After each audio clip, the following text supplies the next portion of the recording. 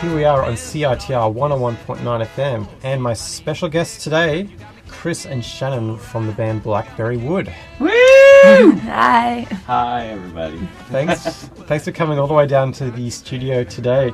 I was able to connect with you guys through Steve Thompson, music publisher, who I met randomly at Our Town Cafe, and ever since he's gifted me with a whole stream of wonderful people to talk to. Steve's a hardworking guy. He's been working in the business for a long time. Yeah. He is, and really has his head screwed on, and I'm thankful for him opening up a whole different musical world. I mean, it's funny, you can love music so much and don't have a clue of the fraction amount of stuff happening in the city. Yeah, that's true. There's so much stuff happening in the city.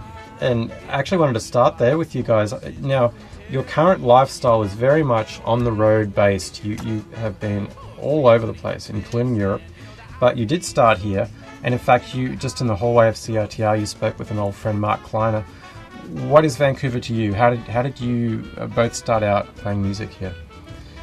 Well, I'm from Vancouver. Shannon's is originally from Prince George. Yeah, I'm from up north. I've been living on the island for the last couple of years now. I come over to Vancouver quite often to perform and met up with these guys, and Yeah, we met her when she was an assistant for like a danger thrill show. Yeah, a circus sideshow stunts. Wow. Yeah, almost blinded one of their drummers with an angle grinder spark. Angle grinder tricks. Yeah. What is that exactly? Can you describe? Well, essentially, you take an angle grinder and chunks of metal, and we have different pieces, like articles of clothing that had metal attached to them, and then different just chunks, and we'd just spray off sparks at each other. Wow. At one point, I had a girl hanging off of my shoulders upside down, like with her knees, and we lit a smoke off of her crotch. She had a metal plate on her crotch. Yeah. So, wow. Yeah. As well as bed of nails as part of the act. Yeah, glass walking, all that stuff. All that stuff. Yeah, Goodness. So I'm usually like the helper clown in those kind of productions. Party. Yeah. That's where. Yeah. And Chris was like, "That's what I need for my band. I need some danger. Danger. That's for sure." Wow. And I mean, but were you playing music in that circus too? No. Or how did Chris even know that you were capable? After party, I was chatting with the drummer Ryan, and just came up that I had seen Blackberry Wood play a couple festivals before and really enjoyed them. So I mentioned that I played this one, Arts Wells, with my old band, and just chatted about music. It came up. They were interested in finding a bass player. I play bass, and that's kind of how that happened. Oh. So I know the band, Chris. You formed the band in 2006, and so when did you join? When did all this happen? Was this? Just really recent. Really, like the Work Class Party was in October. They were on the road a lot. Then I started coming over once in a while to mainland to rehearse, and I think I've been playing with you guys for like 4 months, maybe. Yeah, something like that. Yeah. So that'd mean you've already been overseas then, right? No, I missed that one. It was, and it was all worked out. Actually, the logistics of the whole tour worked out already. So it's worked out for the 4 of us going on that tour. So. Okay. I'm Peter Mansbridge, and you're listening to CiTR 101.9 FM in Vancouver. And then Chris, yourself, I know you were speaking in the hallway there with Mark Kleiner, and Mark goes way back here in the music scene. How did things start for you in Vancouver musically? My first band was a band called Mr. and Mrs. Smith, and we won Demolition Derby here in Vancouver, and from that we got to compete in a Canadian Battle of the Bands, and we won that, and then we got to go to Tokyo to compete in Worldwide Battle of the Bands. Wow, that's a thing. And they wanted us to play this one song, which was like our sort of like we actually worked with this producer who Ralph Henneman, who did Dog and Butterfly, I think. Heart.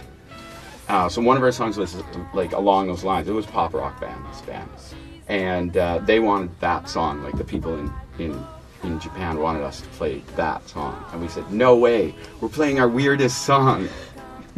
So of course we lost. Oh, that's punk rock. That's but amazing. it's good that we lost, because all, just if we had gone through all the hoops that you sort of go through when you sort of play pop music like that, it just would have been a completely different road.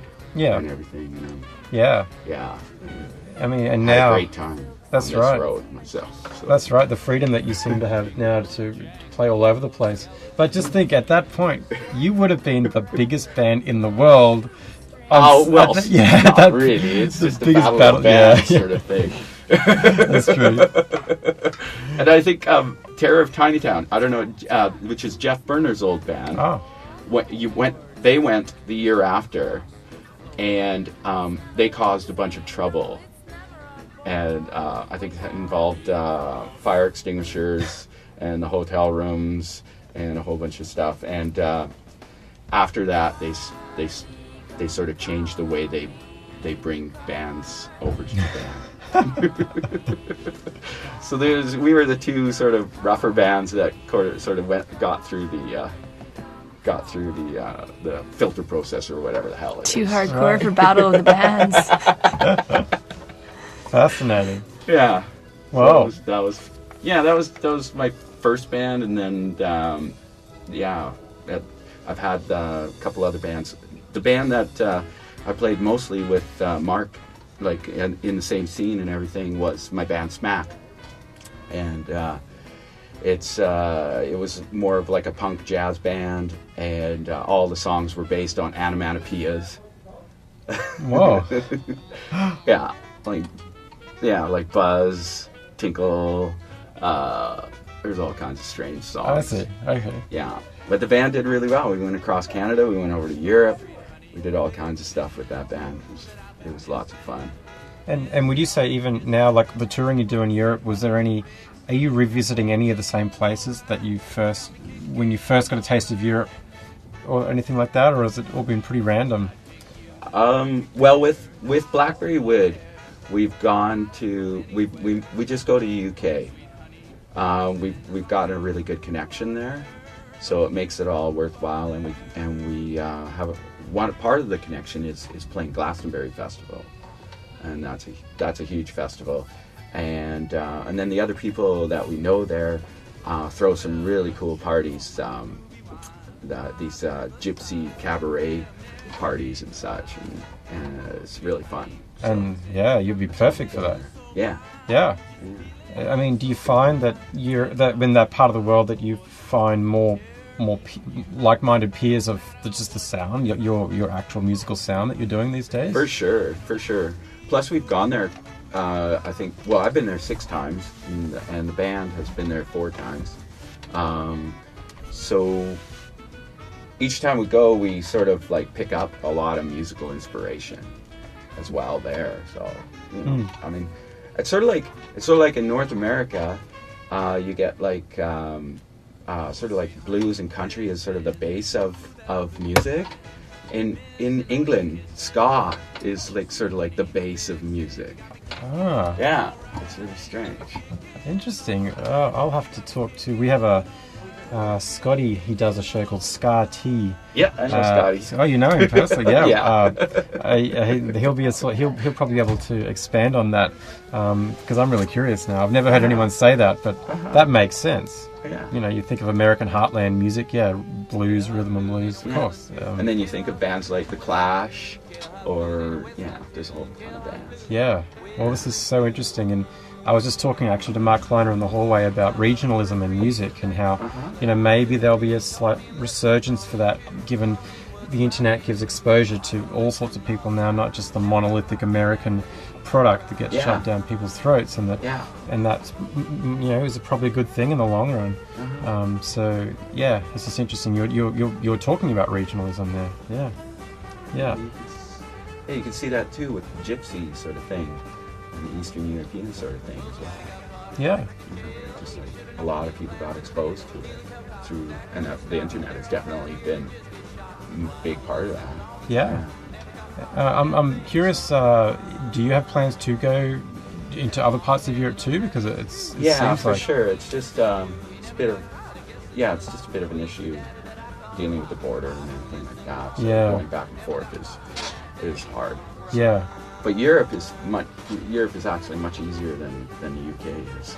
That's for sure. Okay. Huh. Much nicer going here. Yeah. And then I'm curious about the origins of, because you have played in different sort of bands, and the origins of this sound, the alt country gypsy music vibe. How did that? Where did that come from for you? Was it just a slow evolution, or did you wake up one day and this is it? This is the concept. This is what I'm doing. Well, after my band Smack, I started working with samplers, and I started getting into hip hop, and it's very strange how all this happened. But I was doing that for a long time. I put out a couple albums, and then this thing called hick hop started coming out. Ridley Bent was like one of the guys who did some hip hop. And so it was like a mix of country and hip hop. And I was like, wow, that's really cool. And so I started checking that out, and it was just a small, genre or whatever. And I started getting into more and more into country. And then I started looking at a lot more music from way back, like, 19 to 1930. And just after hearing a lot of that and just the storytelling, that's why I was into hip-hop in the first place, was just trying to figure out stories and tell them and everything. I just started getting more and more into that sort of time period. And it's too much fun. Yeah. And then the minstrel shows, the vaudeville shows, and the circus, and all that sort of thing. Yeah. Is sort of, it's become the inspiration for the band. And the visual element, which is paramount. And Shannon, you obviously bring the direct circus experience, just makes you, obviously perfect for the role. She's amazing. The costumes are amazing. Often I do full clown makeup for playing with the band. It's fun.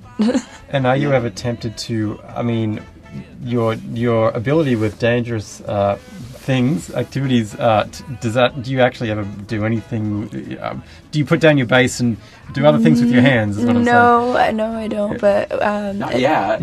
I would like to, I would really like to talk to Neely D about collaborating. And maybe we been talking about that. have somebody else doing that, so I can play, and then there can be other stuff going on. Well, that's right. Yeah. What would be neat too is like the Silks thing. If you've been working on that, I know. I need to get time to. I need to be in a place long enough that I can start training regular again. I've just been too all over the map lately. What does that mean? What silks? Aerial silks. Like aerial, like circus. Acrobats, basically. Oh. Yeah, more circus arts. Yeah. I've started to get into that, but I've been traveling with these guys and going back and forth a lot. So I haven't been able to practice much. It's interesting. I've got a couple of people in my life who do sort of circusy type things, or and I heard something about the island. Like, is there some scene there? Like, did you go to school there for this? Is there something? There was a smaller studio that was mostly focused actually around pole dance, but there's a lady who had a lot of aerial training who started working out of there, so I learned some stuff from her. But then that studio has since shut down, so I don't really have anywhere. I've been thinking about coming over here actually for a bit, just to go to the circus school for a little while. I guess and maybe hang out with the band a bit more. Yeah. Whoa. But we'll see. Let's maybe get into a song or two at this point. Now you have 3 official releases, or 2? Yeah, well, two main ones, and then an old sort of rare. The first one's a little bit more acoustic, but the second 2 are full band with horn section and everything. And the track "Oh Sweet Honey" we spoke about playing. Let's play that first up. What can you tell us about that song? Jeez. I don't know. It's just it's one of the songs that captures the feel of the band best. And I can't think of any. Yeah. It just captures this. Yeah, captures the feel. All right. Well, let's play Blackberry Wood, "Oh Sweet Honey" from the album by the name which Traveling Horse Opry. Oh, wonderful. Yeah, that's an old name from way back for the circus. Oh, okay. Yeah. Right. Yeah, it's sort of like an opera, but not. But not at all. That's the way they thought about it. Like, yeah. It's like the opera, except no. For the people. I'd really like to ask you a little bit, Chris, about Glastonbury. Like that must be one of the biggest festivals in the world. I mean, probably one of the oldest established. Yeah, it's 170,000 people or so, and that's just the people. I'm sure there's like, I don't even know how many performers there are, but there's 35 main stages. So, but I bet you there's like more, like maybe even, I don't know. I don't even know how many stages there really is, but probably double that at least. And then, it takes an hour to walk from one end of the festival to the other end. And it's a giant city, basically. It's amazing. Yeah. There's a neat little story about how we actually got in the festival. Please tell, yeah. We were playing, one of our sax players at the time knew a guy named Chris Tofu, who, so she talked to him and he booked us at this little festival in London. It's not a little festival, it's the Thames Festival, which is the Mayor's Festival or whatever, so it's all along the Thames, and it's pretty big actually. And we were booked on a Sunday at 2 o'clock in the afternoon. And we had just played the Friday. We had played at some little festival called, it's not actually little, called the Antics Banquet. And we like traveled through like fog to get to this place. It was like a rave basically, sort of in the middle of like some farm on the east coast of England. And we finally made it there, and we performed in this circus tent, and it was wicked. We had a great time. But it was late and like no sleep. And then we got back to London, and we did like a sound check for this night called Stranger Than Paradise. We did the sound check at like 4 o'clock. And then we hung around there, and we played our first set at midnight. And then we played our second set at 4 in the morning. So from that was a fantastic party. 3 floors. Wow. The top floor was all open. And it was like one of those gypsy cabaret sort of parties. So tons of acts, all kinds of really cool stuff. And after that, we had to move where we were staying. So we ended up taking the tube out to where we were staying on Sunday morning at 7 in the morning.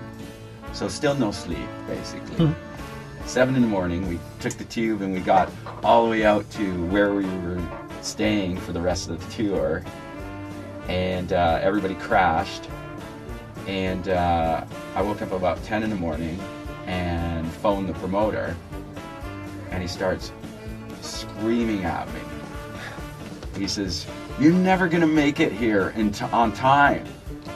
I know where you are. You're never gonna make it here on time. There's no way. I've never had a hole in my show. This is ridiculous." He's like screaming at me. I'm like, "Oh, don't worry. I'll get it together. There was this cab place underneath us where we were staying. Yeah. Taxi cabs. So I talked to them. They got us 2 van cabs right away. They were really nice. They saved the day, basically. Yeah. I woke everybody up, which was ridiculously hard. Everybody piled into the van cabs. And then they threw our CD on, and they're racing through London.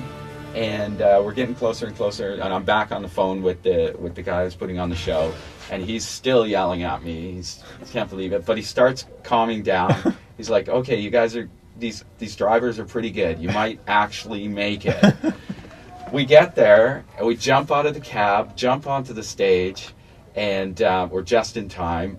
We set everything up really quickly, do a quick line check. We turn around, look at this. It's a huge tent. It's right under the eye, and it's completely empty because it's such a beautiful sunny day out that nobody wants to be in a tent. So we start playing. There was 2 Elvises. There was 2 Elvises in the tent dancing around. That's surreal. Yes. So we start playing, and suddenly the tent starts filling up. And by the end of our set, the whole tent is jam-packed full of people dancing. And the guy who was yelling and screaming at me on the phone is out there selling our CDs. And he's part of a company called Continental Drifts, and they have stages in all the major festivals in the UK and a lot in Europe. So he says, "You guys are coming to Glastonbury." After all that. Wow. That's unreal. So that was the first booking, and then we played there 3 times now. So, right. Yeah. That is a cool story. Yeah. Yeah, it was pretty amazing. I'm sure glad we got up, because I was like, there was times we were like, "Oh man, Sunday, it's a Sunday, forget it, we're not going to play this show." Yeah. Because, you could have like, if, this guy, I don't want to work for him. Yeah. That's really, really interesting story. Yeah. Well, we're talking with Chris Wood, and he is the frontman for Blackberry Wood, and Shannon, who is the bassist, is here with us in the studio too. That was an amazing story about Blackberry Wood's first attendance at the Glastonbury Festival, and you say you've been back 3 times, is that right? Yeah. So we were just there this year, which was fantastic. We played 5 stages with crazy names like the Snake Pit, the Rabbit Hole, and a few other ones I can't remember. It's just going back. You mentioned you were there on the eastern coast of the UK, attending a gypsy cabaret party, and I wouldn't even know what that is like. I mean, it's like, it seems like a European type thing. It's like, could you go anywhere in Vancouver right now and go to many of these? You know what I mean? Like, well, some people are starting to do it. It's basically like a combination of bands, burlesque, any sort of theater, and DJs. Oh, I see. So it's a combination of all the different mediums. Entertainment, yeah. Oh, I see. Okay. And your music's perfectly suited to that. That makes sense. Yeah. Great. Well, thank you, Chris and Shannon. So how's it been going for you? I mean, I know you're the baby of the band. Yeah. Anything stick out for you as being a peak experience just yet, or is there's been so many good things. Pirate party. Oh, last night was so fun. So fun. Yeah, I went off and partied with a bunch of pirates. After we played. The rickshaw, yeah. There's a circus band, and then I think there's a heavy metal band that opened, and then it was us, and then this pirate band. From Portland? No, they're from San Diego. Oh, I didn't know that. Oh, okay. They're from they're from California. Is it pirate metal? Yeah. Sort of, but the Dead Crew of Oddwood. The Dread Crew. Dread Crew. Yeah. Oh, okay. Damn. You can tell that they're just a bunch of like metal geeks who wanted to start making pirate music. Well, this is a genre. I discovered it. Yeah, it's a cool one. It's an actual genre. Oh, of I music. know. Yeah. It's great. The big band, I think that started it was called Ailstorm. Uh-huh. They're great. Ailstorm, yeah. Excellent. And it's like heavy, like really heavy riffs, but with the whole shtick is pirates. So, yeah, they were calling their music not heavy mahogany. Yeah. Yeah. That's awesome. Oh, I didn't think about it. I didn't. Like buxom wenches in the video clips and everything, you know. Yeah, drinking beers and climbing trees and stuff. Yeah. Just clown pirate party. It's genius. Dawson City, Yukon, Oh, was yeah. pretty amazing. Yeah, I loved that. It was really neat. We went around the time of year where it was just starting to stay light out. So it kind of got to about twilight, and that's as dark as it would get. Yeah, Yeah. you finish the gig at 2 o'clock in the morning, and you walk out, Yeah. and it's light. Yeah, Ah. you can still just It's light out. Yeah. go hang out at the river, look Yeah. around, walk around the town, and yeah. I bet they really appreciate you guys visiting too up there. You know, like it's a long way up. Yeah. Yeah. They got a lot of stuff up there. They got Dawson City Music Festival. They have a good film festival apparently up there. Yeah, there's a film school and an art school up there. Yeah. Which I kind of want to go run away and Join the circus. well, yeah, that too. No, I want to go hide up in the Yukon and go to art school for a bit if I can, maybe. But Yeah. yeah, the helicopter ride after. Yeah. Like, Yeah, yeah. we took a helicopter. We got a helicopter ride. Ah. In exchange for a CD. Yeah. Yeah, so we got to go over the mines, like see like the tailing ponds and stuff. And, Yeah. like it Pretty crazy. is pretty crazy looking. Yeah. Yeah. Pretty, yeah. A lot of work has happened up there. Yeah. A lot of the, Like the areas worked. Oh, is it Yeah. like the tar sands? Yeah, well, I mean, it's gold. It's old. Oh, it's of old course. gold mines. And Yeah. everything, right? So Yeah. Huh. Well, I'm sure plenty more travelling experiences ahead for Shannon I hope in so. the months ahead, because Blackberry Wood will be out on the road again. But you do have a show. Let's see. I did see somewhere September 2nd in North Vancouver. Or is it Yeah, we're playing, it's out in the park. Music in the Park? Yeah, a whole bunch of bands are playing. High Society's playing right Oh, after us. I finally get to see them. Yeah. They actually they played the farm the night after I left. Oh, yeah. Right on. Yeah. I've yet to see them play. Okay. And we're also playing at Guilton Company on the 23rd, August 23rd. Oh, right. Yeah. That's very soon. Guilton Company. Where's that? It's in Gastown. All right. Yeah. Strange little place. You can play board games, all kinds of board games. Okay.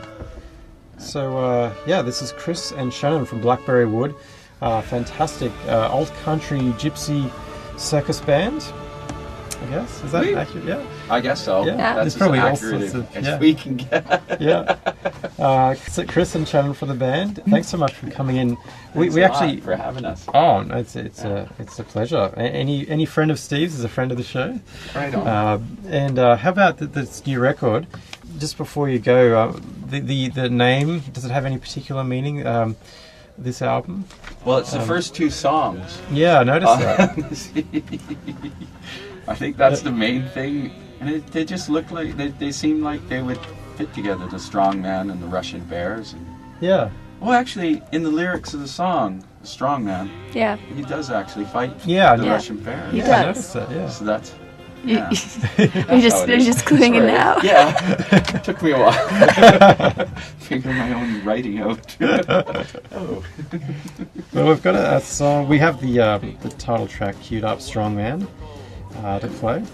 And also we'll play St. James Infirmary too. Sure, it's a good version of an old song. Sure. Okay.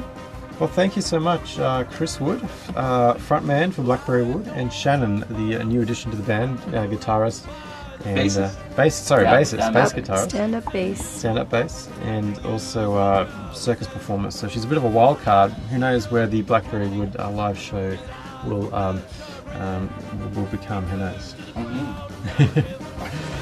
Thanks so much for coming in, guys. Thank you for having us. Right No on. problem. Yeah.